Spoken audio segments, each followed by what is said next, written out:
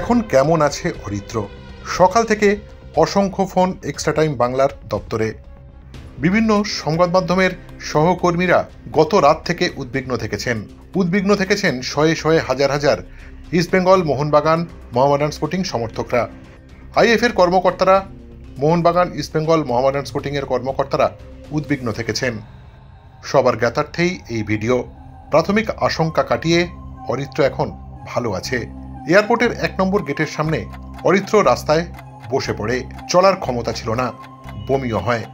এই অবস্থায় সংবাদ মাধ্যমের বন্ধুরা পুলিশের সহায়তায় পুলিশ ভ্যানে করে তাকে হসপিটালে নিয়ে যায়। গভীর রাতেই হসপিটালে ভর্তি করা হয় অরিত্রকে।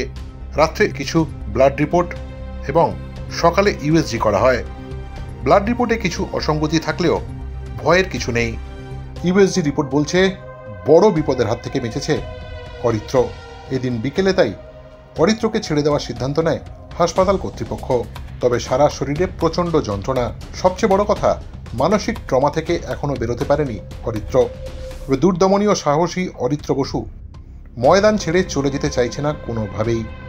আসলে ও যে এই ময়দানকে ভালোবেসে ফেলেছে।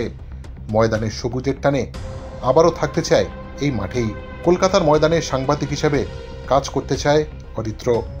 গভীর রাতে ফুটবলারদের রিসিভ করার জন্য যেতে চায় বিমানবন্দরে। তবে কিছুদিনের শারীরিক ও মানসিক বিশ্রাম প্রয়োজন অরিত্র বসুর।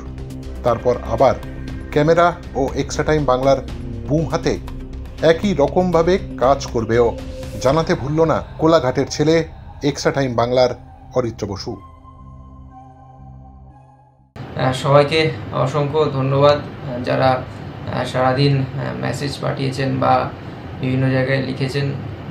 এই জাস্ট একটু আগে হাসপাতাল থেকে বাড়ি এলাম। ভালো আছি এখন, তখন ছিলাম না, কিন্তু এখন আছি ভালো। একটু সময় দিন, একটু সময় লাগবে, একটু ধাতস্থ হতে সময় লাগবে।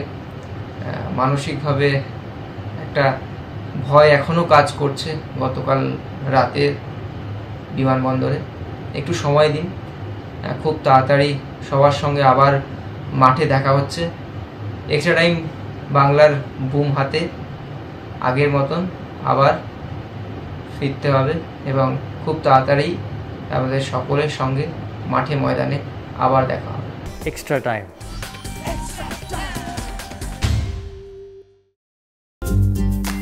লেটেস্ট নিউজ আর এক্সক্লুসিভ ভিডিওর সঙ্গে আপডেট থাকতে এখনই সাবস্ক্রাইব করুন আমাদের ইউটিউব চ্যানেল। বেল আইকনে ক্লিক করতে ভুলবেন না যেন।